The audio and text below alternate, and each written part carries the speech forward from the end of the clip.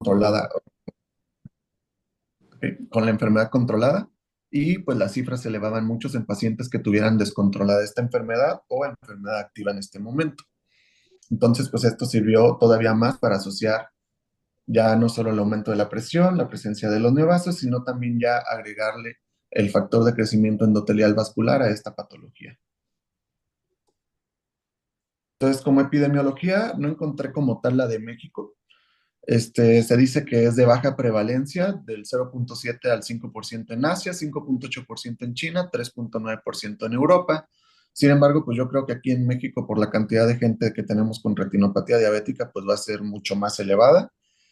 Y es importante que la proporción de glaucoma neovascular correspondiendo a los glaucomas secundarios equivale del 9 al 14.7% de las causas de glaucoma secundario en los pacientes. Ahí te puedo detener un poquito. Claro que sí.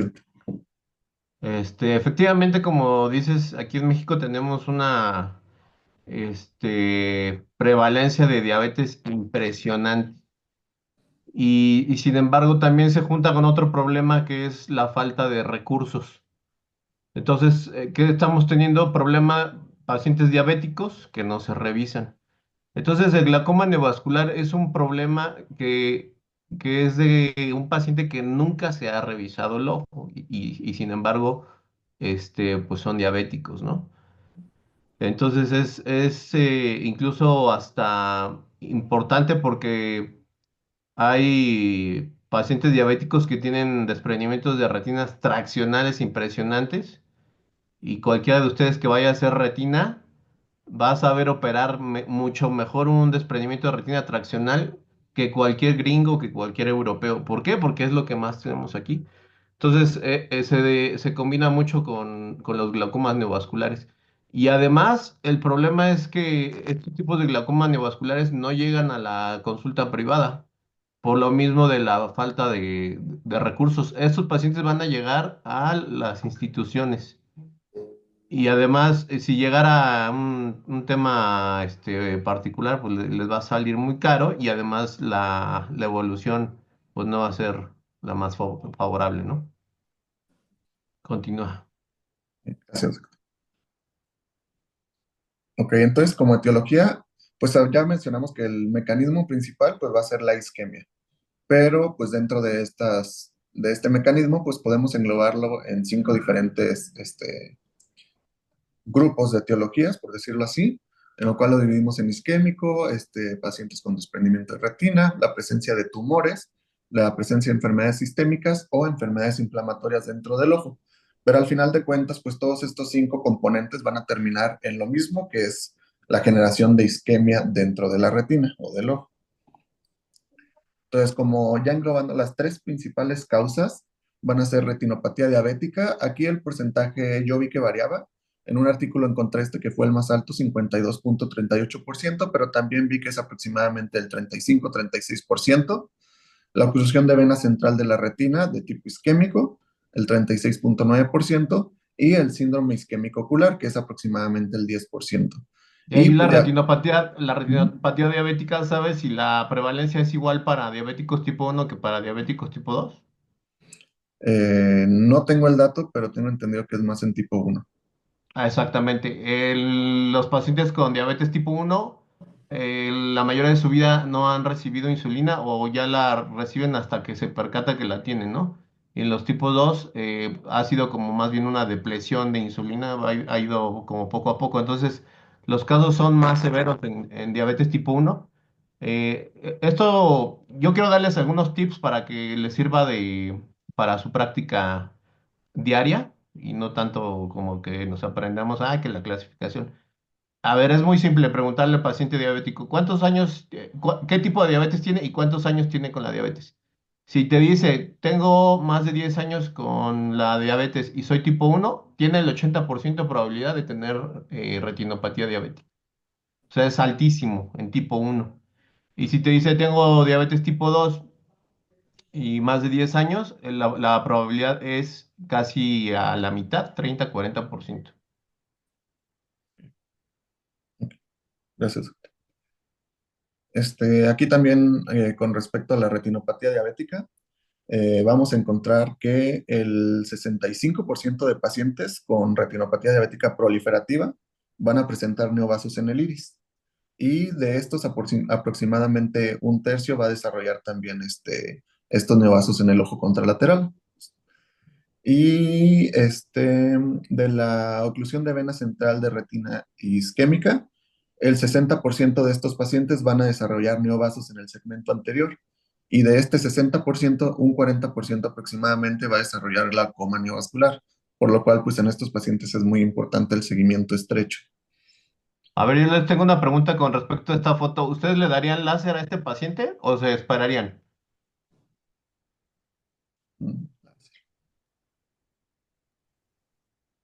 Sí, Láser. las, ¿Sí? ¿Todos sí le darían láser? sí. Bueno, Sí, aunque pero tal vez empeoraría el edema macular, ¿no? Se puede aplicar una ujú, inyección o van a tratar el edema y luego ya después el láser Ujú. para evitar. Exacto, es que aunque ahí no se ve clínicamente un neovaso, que el neovaso ya nos dice, ya es proliferativa, pero esta retina está madreadísima, ¿no? Entonces, tenemos que desde que está esta retina así, empezar a tratar al paciente, porque si no, esto conlleva al glaucoma neovascular. Entonces, aunque no veamos ningún nevazo clínicamente, pero debe de haber por ahí alguna marañita que no estamos viendo microscópica, que ya nos da la diferencia entre no proliferativa a una severa a una proliferativa. Entonces, la respuesta es sí, este paciente ya lleva láser y puede llevar antiangiogénicos para el edema macular al mismo tiempo, se puede hacer. y también algo muy importante es que también se asocia mayor a pacientes que ya desarrollaron nefropatía diabética, entonces también importante revisar eso en los laboratorios del paciente o preguntarle. Claro, porque acuérdense que los vasos más alejados del corazón, los más delgaditos, es donde empieza la microangiopatía, que es que riñón, ojo, pies es lo que Corazón. más se les friega a los pacientes diabéticos, ¿no? Porque tanto daño endotelial y todo el tema de la inflamación endotelial, pues ocurre mayor en vasos de pequeño calibre. Ujú. Entonces, este estudio se me hizo interesante ponerlo, es el Global Burden of Disease Study, que se publicó en 2020 y en el cual nos mencionaba que la retinopatía diabética fue la principal causa de glaucoma neovascular en estos años y fue el quinto trastorno desencadenante de ceguera en mayores de 50 años. Entonces, por aquí para englobar la importancia de la retinopatía diabética en las comorbilidades del paciente.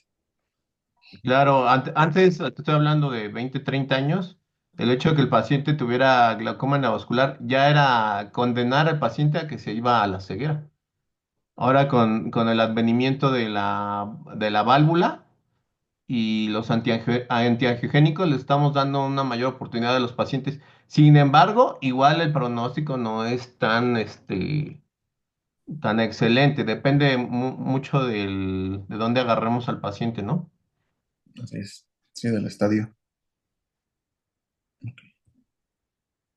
Ok, entonces aquí simplemente para englobar que no nos casemos exactamente con esas tres principales etiologías, que sí son las más comunes, pero pues vemos que existen pues una variedad enorme de enfermedades que nos puede presentar este tipo de enfermedad, que es el glaucoma neovascular, y pues principalmente en pacientes que no encontremos hallazgos típicos de oclusión de vena central, de retinopatía diabética o de síndrome isquémico ocular, pues hay que empezar a hacer un abordaje más extenso para tratar de buscarle cualquiera de estas otras complicaciones.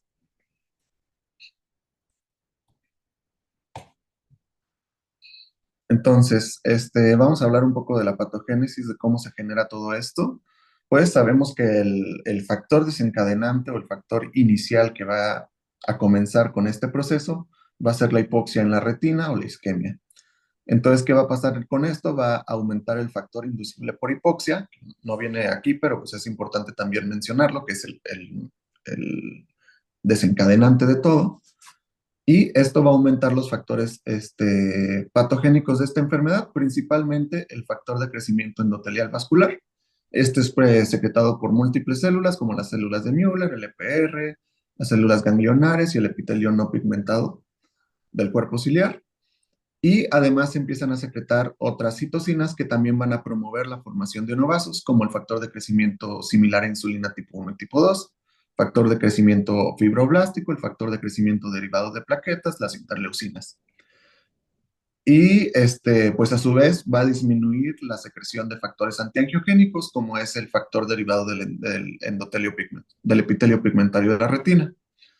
Entonces, ¿qué va a causar el aumento del factor de crecimiento endotelial vascular? Pues que aumente la permeabilidad. ¿Se ve el cursor? No, no. Sí, sí Sí. se ve. Ah, sí, Sí. ok. Que aumente la permeabilidad vascular y esto va a conducirnos a que empiece a haber fuga por estos vasos. Aumenta la mitosis de las células endoteliales y al aumentar esto, pues nos conlleva formación de nuevos vasos.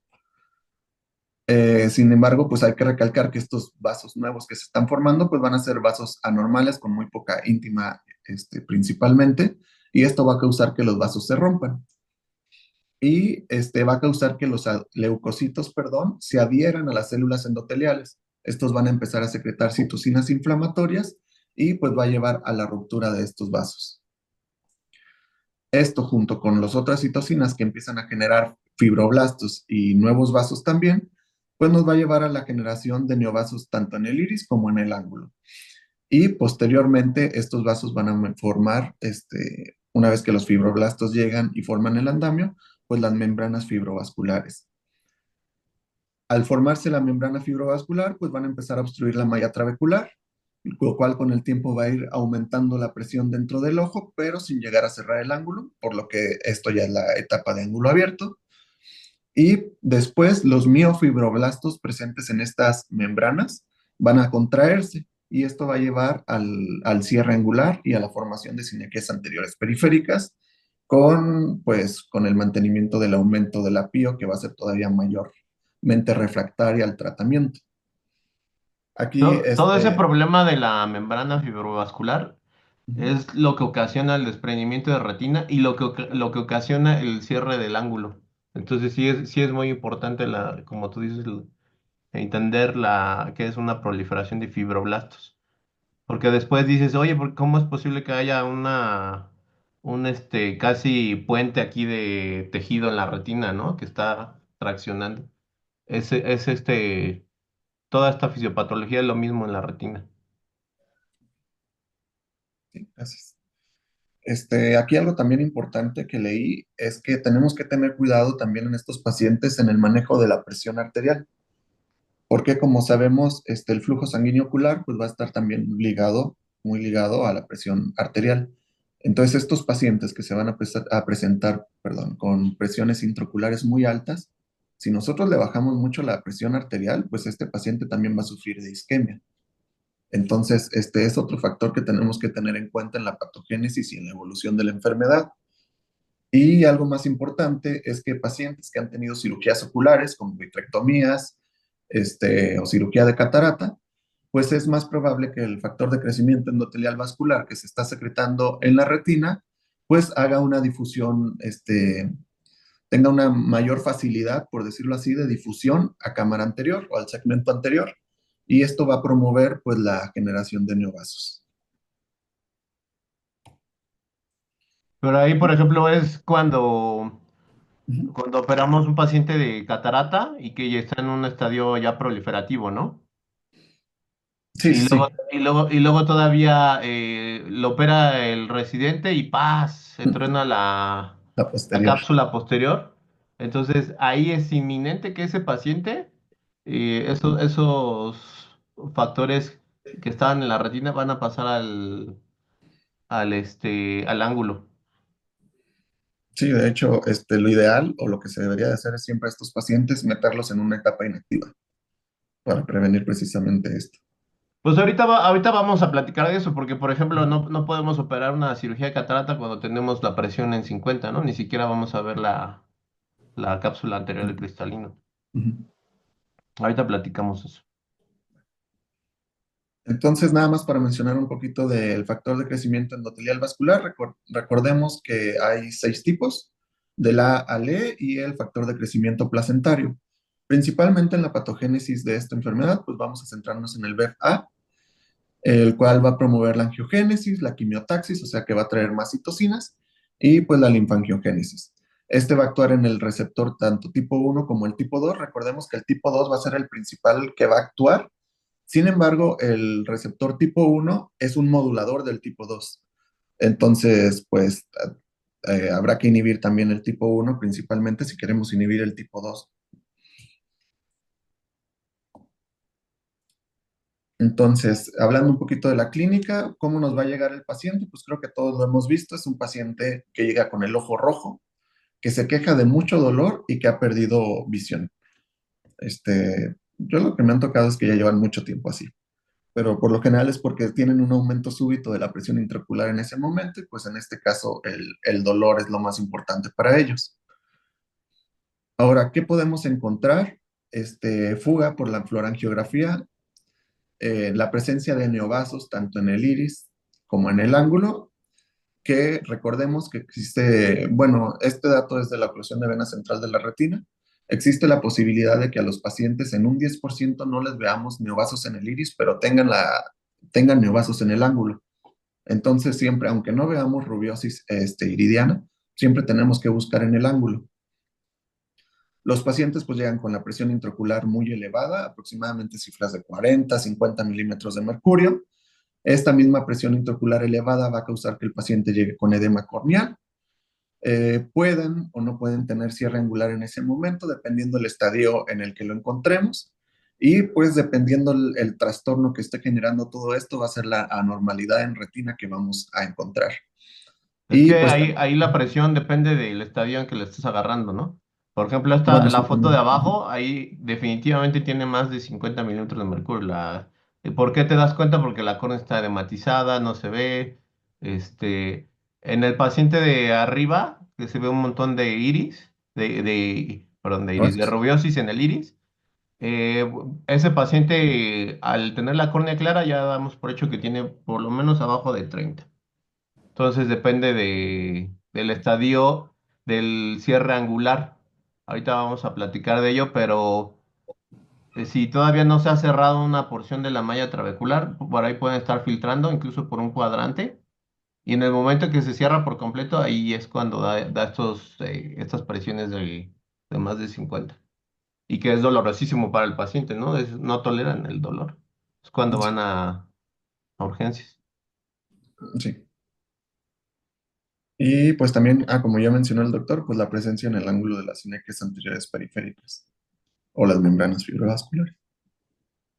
Entonces, aquí más fotos sobre los neovasos que se pueden encontrar en el iris. Hay que recordar que los neovasos pues van a tener una mala organización y no los debemos de confundir con los vasos propiamente del iris que son normales, que sí tienen una distribución radial. Los neovasos van a tener pues una distribución ramificada y sin orden. Y también es importante identificar los neovasos en el iris que también van a ser sin orden, ramificados y que característicamente van a atravesar el espolón escleral y se van a empezar a ramificar en la malla trabecular. Ahí en esa última foto, la fotografía de la derecha, Ujú. se ven los nevasos, pero también se ve abajo, se alcanza a ver un poquito del espolón escleral, es decir, está abierto. Entonces, este paciente todavía debe estar con una presión entre 20 y 25.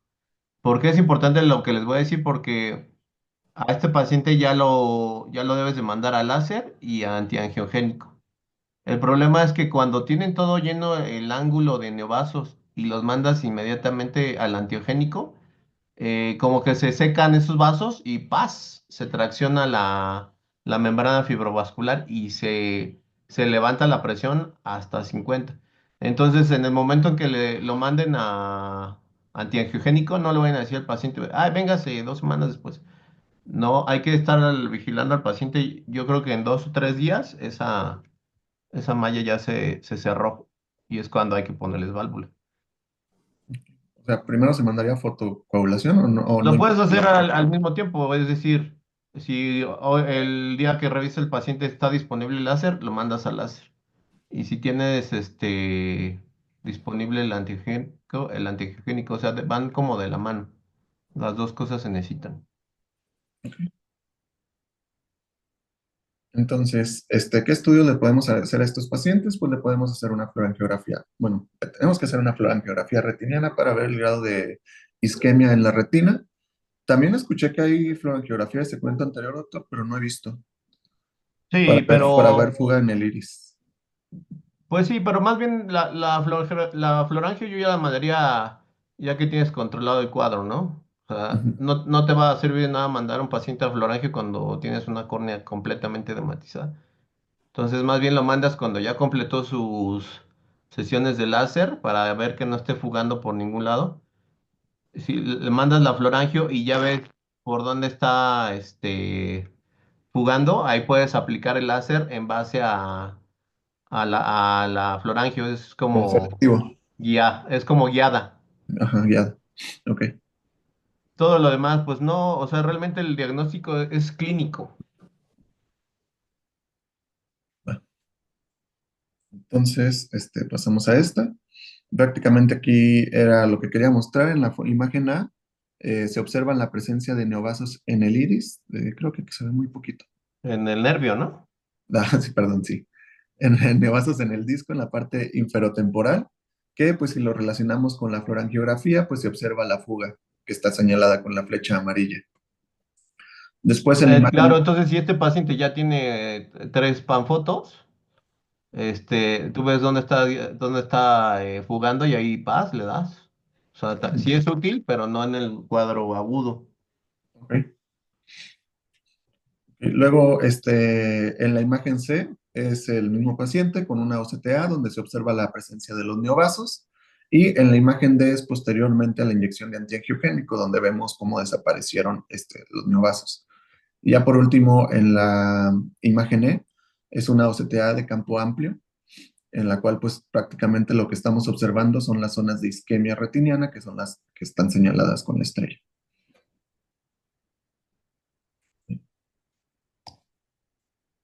Ok. Entonces, aquí otros estudios que debemos solicitar en pacientes que sospechemos de ciertas etiologías, pero como dijo el doctor, lo primero es controlar el cuadro y ya después solicitar todo esto.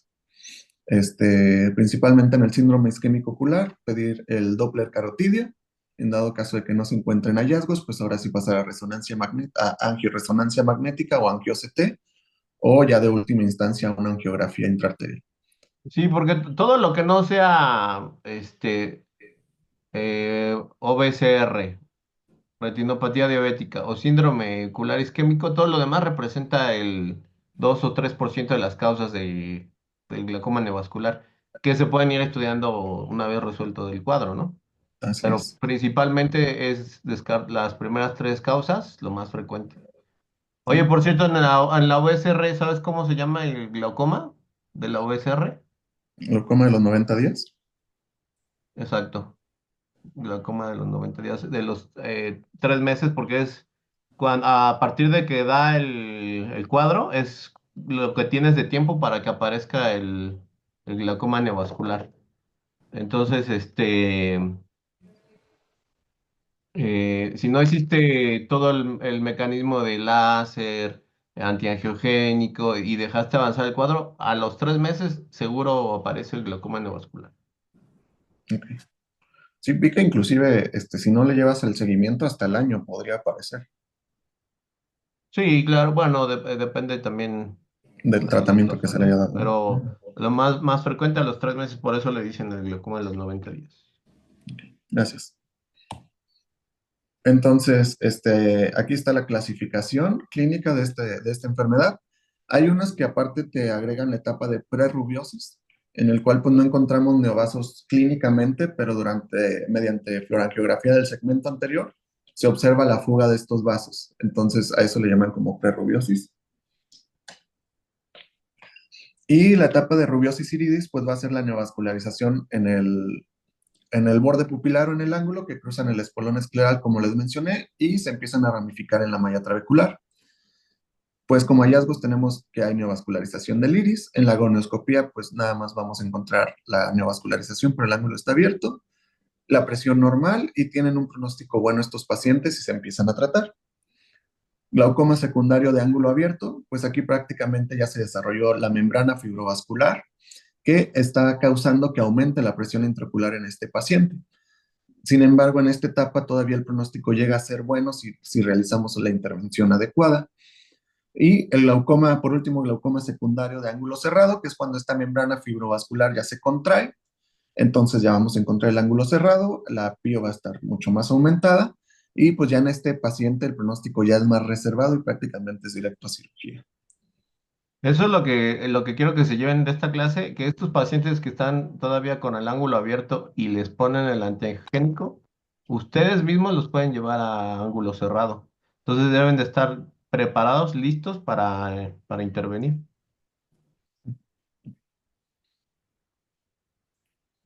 Entonces, aquí me gustó esta imagen, que vemos cómo se están formando en la imagen A y en la imagen B los neovasos en el iris y en el ángulo. Después, en la imagen C, observamos las sinequias anteriores periféricas. Y por último, en la imagen E, pues ya observamos el cierre angular por estas membranas fibrovasculares. Y en la imagen F, la presencia de electropio nubial. Entonces, me gustó porque es como ir viendo la fisiopatología o la historia natural de la enfermedad. Y está esta otra que es la clasificación de Weiss y Gold. Esta no sé qué tanto la utilizan, doctor. No sé. No, nos vamos más con la primera. Es más fácil. Grado uno, 2 y 3. Es rubiosis, ángulo abierto, ángulo cerrado. Es más Ujú. fácil de recordar, ¿no? Sí, Yo sí, digo. mucho más. Ok, entonces nos quedamos con la primera. Además, muchas personas no tienen Pues en muy mente que el hecho de que lindos. tenga rubiosis en el iris es ya considerado un glaucoma neovascular. Como que dicen, más bien es una proliferativa y lo enviaba todo el tratamiento. Pero no, también hay que checar el ángulo. Ujú. Ok. Entonces, diagnósticos diferenciales, pues prácticamente es diferenciar de un cierre angular agudo, una uveitis anterior, o también contar que disgenesis del segmento anterior, pero yo me quedaría más con los primeros dos, principalmente si la córnea está opaca y no estamos pudiendo observar bien los hallazgos clínicos. Pero a ver, no, un cierre angular agudo no tiene neovasos. Sí lo vas a ver todo edematizado, pero no tiene neovasos. Ah, Una sí, sí, por uveitis eso digo, o sea, anterior, si no nos permite ver como que el iris, pues a lo mejor y podríamos pensar esto. exacto. Una uveitis anterior, pues, vas a ver las células en la cámara anterior, ¿no? Ujú. Y probablemente no esté la presión tan alta y el ángulo esté abierto. Si Sí, yo me fuera una imagino, uveitis recurrente, ahí podría ser un diferencial. yo me imagino que lo mencionan, quiero pensar que por algún edema corneal que no te permite evaluar bien este segmento anterior, quiero Sí, pensar. pudiera ser, pero, o sea, el simple hecho de que te digan, soy diabético de 40 años, no me trato con moringa, la diabetes, ¿no? Ya, o sea, tienes el antecedente.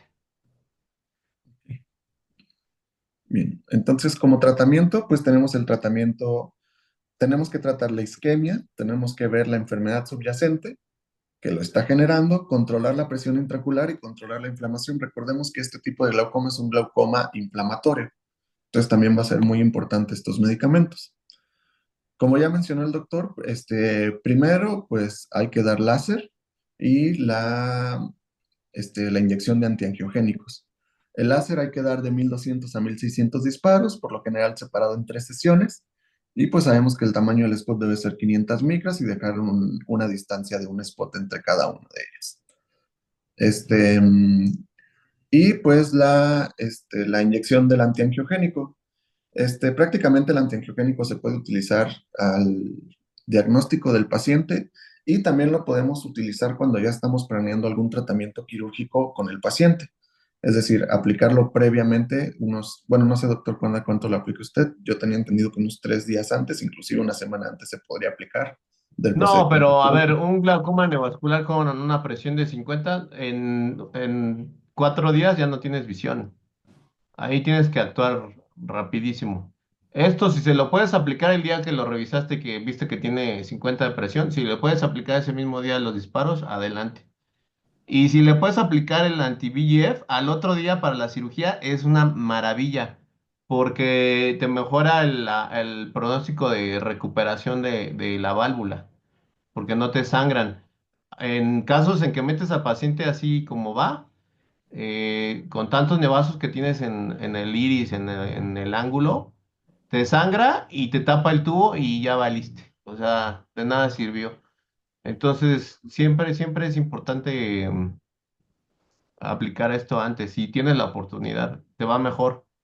De hecho, a mí me llegan los neovasculares ahí al láser y de tanta presión que tienen los pacientes, el hecho de que le pongas el lente sobre el ojo, se opacaba la córnea así, ¡pum! Se dematizaba. Entonces lo que hacía es que les ponía el láser con un lente aéreo. Es bien difícil, pero sí se puede. Entonces no se me dematizaba la córnea y ya le metía por lo menos unos 1200 disparos y vámonos, ya su valvulita el otro día. Sí es importante. Este, entonces, aquí está esta revisión que encontré de Cochrane, la cual evaluó 5 estudios clínicos aleatorizados y la conclusión fue que el uso de antiangiogénico tuvo 1.3 veces más control del apío al mes, en pacientes que se les juntó con panfotocoagulación y algún tratamiento quirúrgico, y tuvieron 2.6 veces mayor oportunidad de mejoría visual al mes. Y pues Claro, el hecho de claro. aplicar esta inyección pues no tuvo mayor tasa de eventos adversos, entonces pues sí se recomienda Es lo claramente. que les digo, les va mejor. Ujú. Entonces, para controlar la presión intraocular, pues tenemos dos opciones, el tratamiento médico o irnos al tratamiento quirúrgico. Como tratamiento médico, pues tenemos los hipotensores principalmente, o lo que vamos a buscar aquí son los supresores del humor acuoso, porque si son ya con glaucoma de ángulo cerrado, pues ya por más medicamentos que actúen en esa zona, pues el ángulo ya va a estar cerrado y no se va a poder abrir. Entonces, principalmente supresores del humor acuoso. Se prefieren el uso de beta bloqueadores o inhibidores de la anhidrasa carbónica. Ya como tercera opción están los alfa-2 agonistas y se recomienda no utilizar pilocarpina porque aumenta la inflamación ni tampoco los análogos de prostaglandinas. Y como adyuvantes, les mencioné que este es un tipo de glaucoma inflamatorio, entonces tenemos que ayudarnos del uso de esteroides y también de cicloplégicos para el espasmo ciliar. Ahí también es importante mencionar el acetadiazol, ¿no? Ah, sí. Así es. Sin embargo, esto es un tratamiento paliativo, es decir, en lo que lo operamos. Hay que tener cuidado con el acetadiazol porque eh, para los pacientes renales puede no caerles tan bien. Acuérdate que es un diurético. Entonces, si no tenemos la certeza de que el paciente tenga ahí tema renal, mejor no dejarla y de una vez a su cirugía. Pero si tenemos laboratorios y se ve la creatinina no tan alta y eso, podemos darle media tableta cada 6, cada 8 horas, en lo que se opera el paciente. Sí, No como se deja únicamente muchos como días. terapia puente, ¿no? Ajá, terapia puente, exacto. Bien, y entonces, posterior a esto, cuando no nos funciona el tratamiento o en pacientes que nada más lo dejamos como mencionamos ahorita, como terapia puente, pues tenemos el tratamiento quirúrgico. Las indicaciones pues van a ser el control inadecuado de la presión intraocular pese a la terapia máxima o la presencia de sinequias, perdón, anteriores periféricas extensas. Es decir, por más tratamiento tópico que demos, pues este paciente ya no va a mejorar su presión intraocular. Entonces, uno de los tratamientos que se le pueden ofrecer, pues va a ser la trabeculectomía, en el cual anteriormente cuando no se utilizaba mitomicina en estos pacientes, pues la verdad es que el pronóstico de esta cirugía pues era malo. Sin embargo, la tasa de éxito aumentó desde que se empezó a utilizar. Vemos que al año tiene una tasa de éxito del 62 al 81.2% y a los 5 años se mantiene de aproximadamente un 50%. Recordemos que No, pero a ver, la trabeculectomía va con iridectomía, ¿no? sí, con iridectomía A también. ver, pon tu última fotografía de las diapositivas, vete la última. La que tienes hasta el último, hasta el último, hacia el final pon la última foto. Ah, ¿está? No, la última diapositiva. La última. Para que no se queden con la idea de que la trabe. Quiero enseñar otra, otra. Ah, mira. ¿Tú crees que le vamos a hacer una iridectomía a este iris? Pues No, no. no, o sea, si le haces, ahí cortas ese iris, o sea, vas a tener una hemorragia impresionante y, o sea, que no vas a poder detener. Por eso la trabeculectomía la haríamos en caso de que pues estamos en una ciudad donde no hay disponibilidad de válvulas, no hay otra cosa, pero ya le dimos láser, ya no tiene tantos nevazos. Adelante. Pero si no le ponemos mitomicina, está condenado a la falla. Pero por eso es que quería que vieran esta fotografía, porque una iridectomía en este iris, o sea, no, es, está Imposible. completamente contraindicado. Ya, dale, regrésate. Aquí. Sí. Ok, entonces el efecto de la mitomicina C pues va prácticamente a hacer que la ampolla sea más delgada, avascular e hipocelular, y pues esto va a llevar a que se genere menos fibrosis y menos formación de neobases en esta zona, y pues que pueda ser funcionante durante más tiempo. Este, Posibles causas de fracaso, pues que tengan edad, que sean pacientes jóvenes, que tengan historia previa de vitrectomía o de catarata o cirugía de catarata previa. Tengo entendido que es por lo mismo de que pues, el factor de crecimiento va a migrar más fácil hacia esa zona, inclusive migra al espacio subconjuntival y empieza a generar la formación de neobases y fibrosis en esa zona. Pues sí, es un proceso inflamatorio, es el neovascular, ¿no? Entonces, ahí la trabeculectomía depende de que la conjuntiva no se pegue con la esclera. Entonces, ahora imagínate en un proceso inflamatorio, eso, si no le pones una concentración alta de mitomicina, tiende a la falla. Hasta incluso en las válvulas. En las válvulas, tienen un periodo hipertensivo que es al mes, 2 meses, en el que, pum, otra vez la presión va para arriba. Pero por eso mismo, porque es un tema inflamatorio el glaucoma neovascular. Y bueno, este artículo es un estudio en retinopatía diabética, oclusión de vena central y síndrome isquémico ocular, a lo cual a estos pacientes les realizaron trabeculectomía cuando desarrollaron glaucoma neovascular. Fue un estudio retrospectivo de 1991 a 2019, donde se evaluaron 100 ojos, donde 12 de estos no utilizaron mitomicina C, que fueron los primeros pacientes de los 1990. Y se observó, o sea, lo que me llamó la atención de este estudio es que dependiendo la etiología, pues es la tasa de éxito asociada al uso de trabeculectomía en estos pacientes. Vemos que principalmente pacientes con retinopatía diabética proliferativa, pues tuvieron una menor tasa de éxito comparado con el síndrome isquémico ocular y la oclusión de vena central de retina, que fue la que tuvo mayor éxito tanto al año como a los 5 años. Y pues aquí también mencionan los otros factores de riesgo para fracaso de este tratamiento, que aquí se contrarresta con lo que se mencionó anteriormente. Aquí lo refieren más en edades avanzadas, neovascularización del iris persistente, mayor número de anti-VEGF, pero esto lo asociaron principalmente a que eran pacientes con mayor actividad y mayor progresión de la enfermedad, a la presencia de sinequias anteriores periféricas extensas y pues al retraso en el tratamiento. Ahora pasamos a los dispositivos de drenaje, que son prácticamente los que se utilizan principalmente cuando deseamos un tratamiento quirúrgico en estos pacientes. Sabemos que tenemos los dispositivos valvulados y los no valvulados. Este, Como tal, no hay diferencia o bueno, yo encontré que no había diferencia en el éxito entre utilizar dispositivos valvulados contra no valvulados.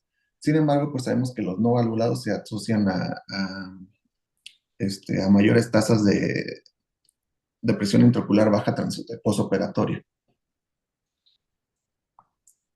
Entonces, este estudio son factores que afectan el resultado del implante de válvula de AMED en pacientes con glaucoma neovascular diabético, y lo que se evaluó fueron pacientes que tenían con o sin vitrectomía. Entonces, es un estudio retrospectivo, se evaluaron 32 ojos que tenían vitrectomía contra 49 ojos sin vitrectomía, y pues prácticamente la pio posquirúrgica y el número de hipotensores fue significativamente menor en ambos grupos. O sea, no había diferencia entre si utilizaban la vitrectomía o no antes en estos pacientes, pero fue eficaz en ambos grupos. Y la tasa de fracaso se asoció un poco más alta a los pacientes que tenían vitrectomía por sparse plana previa, que pues también lo asociaron al paso del anti-VEGF a la zona. Y igual que el estudio pasado, el uso previo de antiangiogénico se asoció a fracaso en estos pacientes, pero llegaron a la misma conclusión que estos pacientes fueron pacientes con una evolución muy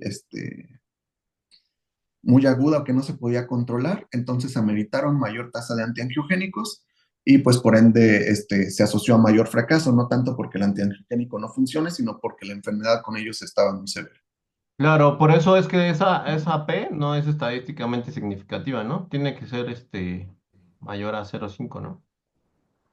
Menor. Menor, perdón, sí, menor. Y aquí otro estudio donde se evaluó los resultados de implante de válvula, bueno, aquí fue Birbelt se dice, ¿no? Birbelt, contra trabeculectomía, donde se evaluaron 23 pacientes con válvula contra 27 de pacientes que se les realizó trabeculectomía y no se encontró diferencia estadística en la presión intraocular posoperatoria. Vemos una tasa de éxito similar al año, con una reducción de la presión también, de la presión intraocular también similar a los 2 años. Verbel presentó mayor complicaciones, que son principalmente la exposición de tubo que tuvieron estos pacientes, y pero la trave tuvo mayor necesidad de reoperación para controlar la presión intraocular.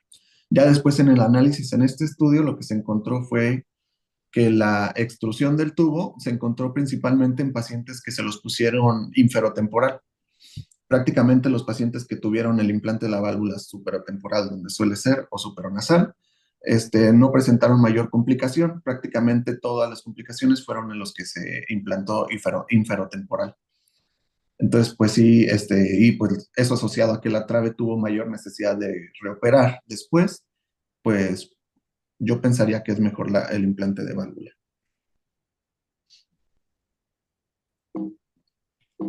Ya por último tenemos la ciclofotocoagulación, que esta terapia prácticamente se va a basar ya para pacientes con pobre pronóstico visual y que el ojo sea doloroso.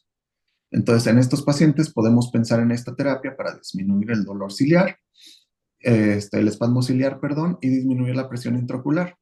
Recordemos que esto también nos puede llevar inclusive a pues una hipotonía crónica y a tisis bulbi. Entonces es muy importante que únicamente lo reservemos para pacientes con pobre pronóstico visual, aunque actualmente se está utilizando también el láser micropulsado, que tengo entendido que ese ya se asocia a menor tasa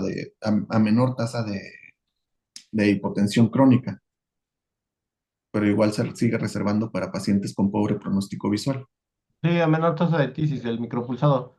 Sin embargo, por ejemplo, ya si un paciente te llega con un PL que no discrimina colores, ya ese paciente no es candidato a operarse. Ahí ya es ya no regresan de ahí. Todavía un paciente con movimiento de manos, yo sí lo metería a cirugía. Pero ya un PL que no discrimina, bye. Y le puedes hacer para el dolor aplicarle este láser.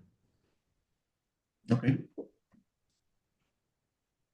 Entonces aquí como una guía de tratamiento para estos pacientes, prácticamente en el estadio 1, que es la rubiosis iridis, pues podemos aplicar panfotocoagulación y anti-BF en estos pacientes. Para el estadio 2, que es con ángulo abierto, utilizar los medicamentos hipotensores oculares y valorar la posibilidad de realizar cirugía filtrante, principalmente si no estamos logrando controlar la presión intraocular. Y ya cuando tenemos el ángulo cerrado, pues sí o sí va a cirugía filtrante. Y aquí otra guía en la que me gustó cómo separa a los pacientes con presión intraocular alta y que no perciben luz. Entonces, si no tienen dolor, pues ya nada más queda observar a este paciente. Si tiene ojo doloroso, pues damos tratamiento conservador primero, pero si el dolor persiste, pues ya ahora sí pensar en la ciclofotocoagulación transescleral o en la evisceración, ya yéndonos muy extremos. Si el paciente percibe luz o mejor y tiene medios claros, pues hay que controlar la presión intraocular, tanto con terapia tópica y posteriormente, si sigue alta, los procedimientos de drenaje como la trave o la aplicación de válvula. Tratar la etiología, que es la aplicación del antiangiogénico y la panfotocoagulación, y tratar la inflamación con el uso de esteroides y cicloplégicos. Si los medios no son claros, entonces tenemos que evaluar cuál es la causa de que el medio no esté claro. La causa es que la córnea esté dematizada, pues bueno, vamos a controlar la presión, vamos a dar antiangiogénicos y se puede hacer una criopexia anterior. Si logramos limpiar la córnea, pues ya ahora sí continuamos con la panfotocoagulación. Si no se logra aclarar la córnea, pues continuamos ya ahora sí con las cirugías de filtrantes de glaucoma seguidas con panfoto. Si los medios no están claros por la presencia de catarata, pues hay que empezar a controlar la enfermedad. Aplicamos antiangiogénico también y se programa el paciente. Yo tengo entendido, doctor, que es principalmente para cirugía combinada. O sea, poner la cirugía filtrante más la extracción de catarata. Y si ya se asocia patología de retina como hemorragia vítrea o desprendimiento de retina traccional, pues hay que controlar la presión intraocular, igual antiangiogénico, se puede hacer criopexia y realizar una vitrectomía temprana. Y durante la vitrectomía, pues darle endoláser a estos pacientes, que igual esta se puede combinar con la colocación de válvula. Y nada más le iba a preguntar aquí, doctor, aquí ¿hay diferencia entre colocar la válvula por vía pars plana o en cámara posterior? Por ejemplo, en estos pacientes que ya se están haciendo la vitrectomía. Es que cuando tienes el tema agudo, Ujú. muy probablemente el paciente viene con cristalino. Entonces tiene que ir sí o sí a cámara anterior el tubo. Si tienes un paciente con lente intraocular, puedes poner el tubo retroiridiano encima del lente y atrás del iris. Y la verdad es que hacia pars plana, hacia vítreo, pues a menos que tenga vitrectomía, pero la mayoría de los pacientes llega con todo, ¿no? Llega con el cristalino, llegan mal. Ok. Pero ¿y en esos casos prefiero un doble o triple procedimiento o uno por uno? Hay médicos que se avientan a hacer la válvula con la catarata, pero la verdad es que se presta a malos entendidos porque el paciente, haz de cuenta, lo operas de válvula y catarata y sigue viendo mal, pues entonces se presta como que, ay, el doctor me operó de catarata y sigo viendo igual de mal, ¿no? Entonces, además de que la evolución puede ser un poquito más difícil al quitar la catarata, porque hay mayor riesgo de cámara plana, de desprendimiento coroideo. Entonces, depende de la claridad de la córnea. Si ya te bajó la presión y puedes ver la, la cápsula anterior, pues hay quienes sí se avientan. Yo la verdad es que en medio institucional válvula controlamos el cuadro y si veo que avanza bien el paciente, si veo que se rescata nervio óptico, ya después le hacemos la cirugía de catarata. Sí, yo prefiero hacer en dos pasos. La verdad es que las cirugías de glaucoma, hacerlas en dos tiempos distintos, te da un poquito de mejor pronóstico de sobrevida para la cirugía, porque recordemos que todo genera inflamación, entonces la falla de la válvula es porque se pega la conjuntiva con el plato de la válvula, entonces ya no hay para dónde filtrar. Ok. Y ya por último, pues recordemos que el pronóstico para estos pacientes va a ser reservado o malo, principalmente porque nos llegan pues ya en la etapa más avanzada. Entonces, la única forma de tener un pronóstico mejor es mediante la prevención y el tratamiento de esta enfermedad en estadios tempranos, como sería la presencia de rubiosis, únicamente sin afectar el ángulo rubiosis iridis. Y el tratamiento de la enfermedad que nos está ocasionando esta hipoxia. Y eso sería todo.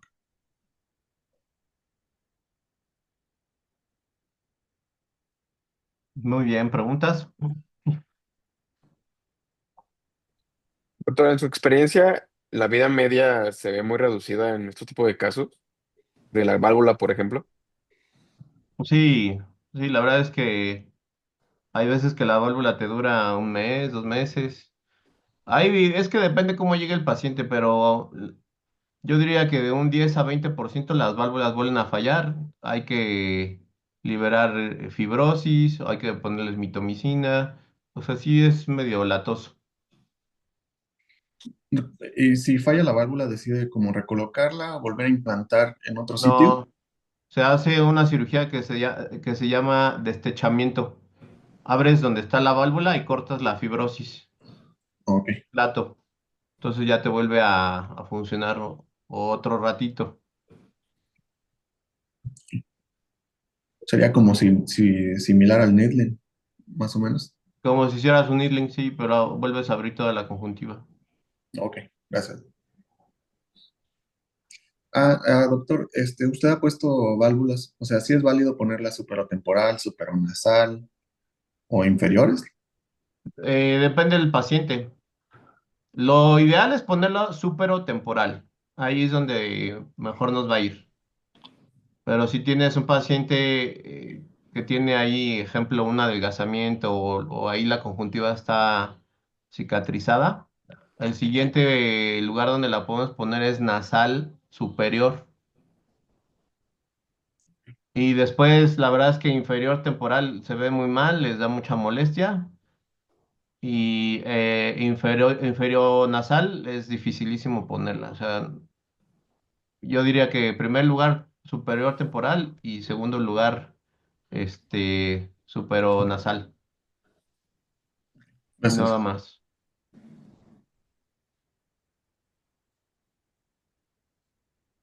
Y ¿Alguien tiene alguna? sí llegué a ver un caso que el paciente tenía 3 válvulas, Wow. pero ya son médicos bien aferrados, ¿no? Y ahí se valdría, como juntar trave y válvula. O sea, si tienes espacio. Sí puedes juntar cirugías. Si ya la válvula te falló al año, 2 años, 3 años, puedes al lado hacer ahora sí, ya el paciente no tiene todo el tema endotelial activo, no tiene nevazo, puedes hacer tranquilamente una trave. Con hibridectomía. Ok, gracias. Doctora, ¿y cuando llega a hacer trave en estos casos, cambia la concentración de mitomicina? ¿O se la adecua o hace algo en Sí, particular diferente? sí, yo la concentración más fuerte que pongo es al 0.04%. Ya pasando a concentraciones mayores de eso, puedes tener adelgazamientos esclerales y se perfora a la esclera y el paciente entra en hipotensión permanente. O sea, es más lata. Al Y con punto el cero tiempo de aplicación, cuatro es la concentración ideal. Y y ya es respecto al tiempo, agresivón, ¿eh? Lo ideal sería 0.2, en cualquier tipo de cirugía filtrante. Y depende de los factores que tenga para falla, sería al 0.4.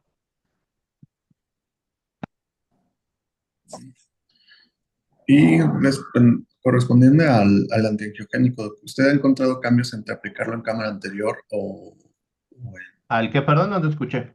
el antiangiogénico? ¿Entre aplicarlo en cámara anterior o aplicarlo intravitrio? La verdad es que les va bien con las dos formas, porque al final de cuentas eso pasa hacia atrás. Ok, Entonces,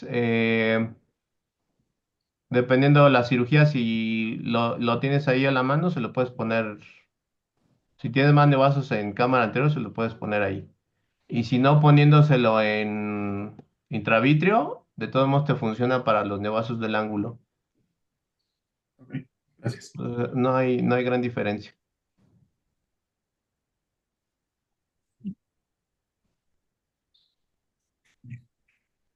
¿Alguna otra duda? Hola, Bueno,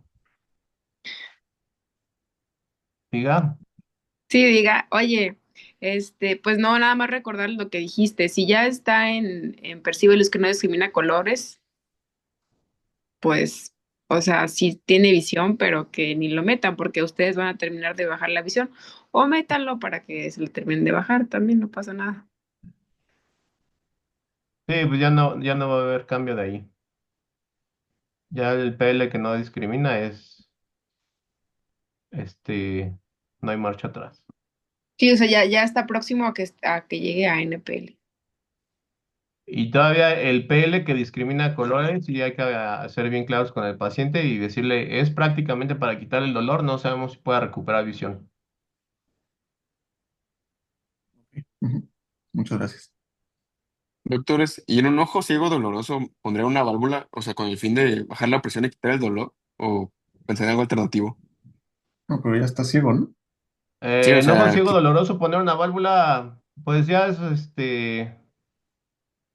es como si fuera un médico cinética, ¿no? Pues le vas a cobrar 30,000 pesos y no va a mejorar nada. Te va a servir para quitarle el dolor, pero pues no sería ético.